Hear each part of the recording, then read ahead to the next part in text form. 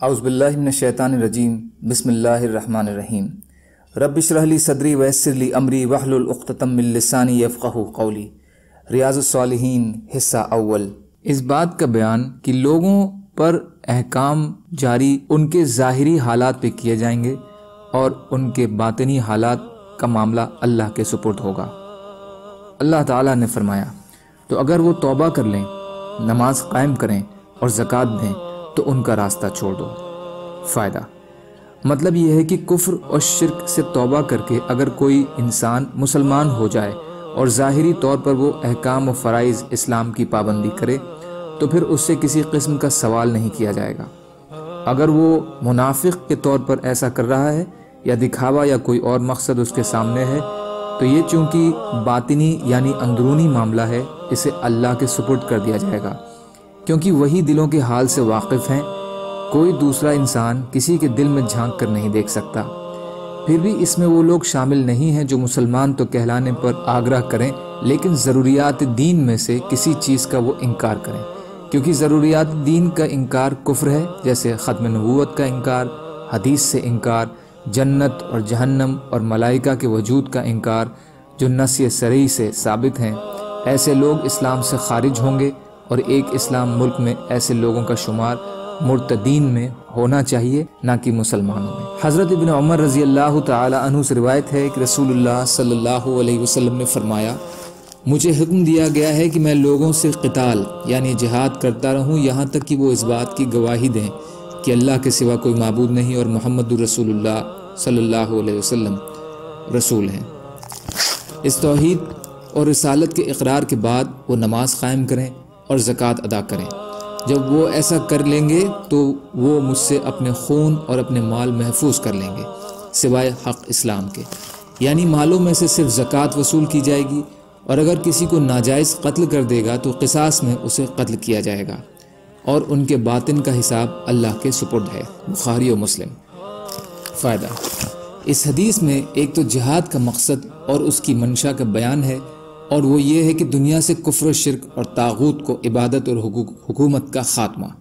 جب تک یہ مقصد مکمل طور پر حاصل نہیں ہوگا جہاد جاری رہے گا۔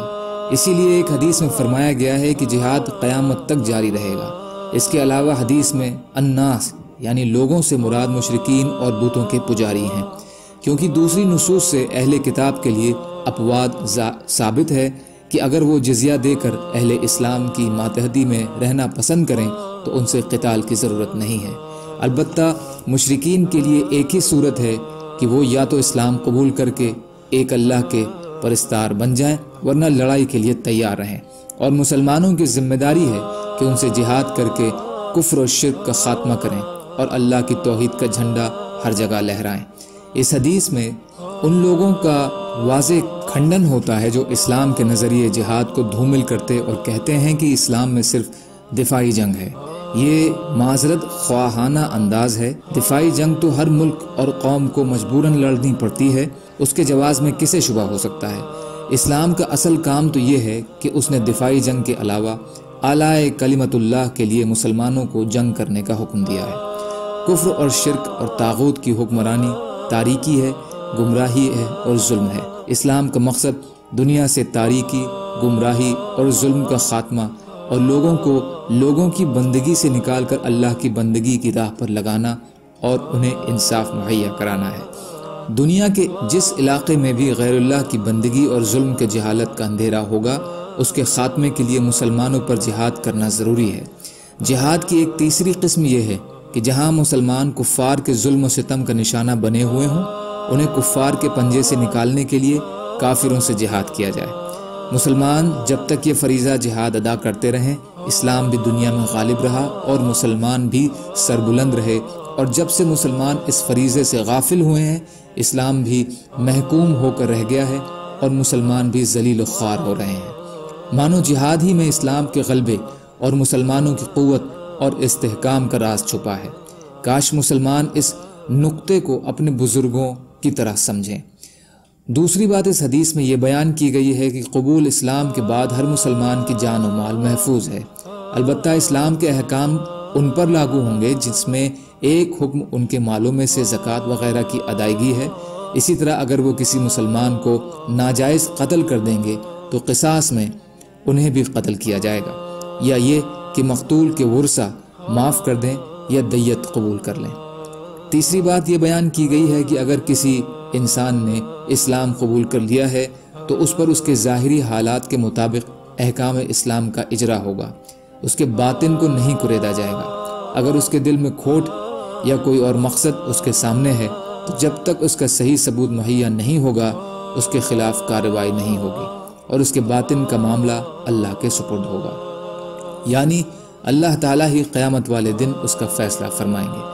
اس باب سے اس حدیث کا تعلق اس تیسرے نقطے سے ہے۔ اس سے ویویچن کرتے ہوئے کچھ علماء نے یہ بھی کہا ہے کہ جو اہل بدعت توحید کا اقرار کرنے والے اور احکام شریعت کے پابند ہوں ان کی تکفیر جائز نہیں ہے۔ حضرت ابو عبداللہ طارق بن اشیم رضی اللہ تعالیٰ عنہ سے روایت ہے کہ میں نے رسول اللہ صلی اللہ علیہ وسلم کو فرماتے ہوئے سنا کہ جس انسان نے لا الہ الا اللہ کہا اور اللہ کے سوا دوسرے معبودوں کا انکار کیا تو اس کا مال اور خون محفوظ یعنی حرام ہو گیا اور اس کے باطن کا حساب اللہ کے ذمے ہے۔ مسلم شریف۔ سبحان اللہ و بحمدہ، سبحانک اللہم و بحمدک، اشہد ان لا الہ الا انت، استغفرک و اتوب الیک۔ سبحان ربک رب العزت عما یصفون وسلام علی المرسلین والحمد للہ رب العالمین برحمتک یا ارحم الراحمین۔ لا الہ الا اللہ محمد رسول اللہ۔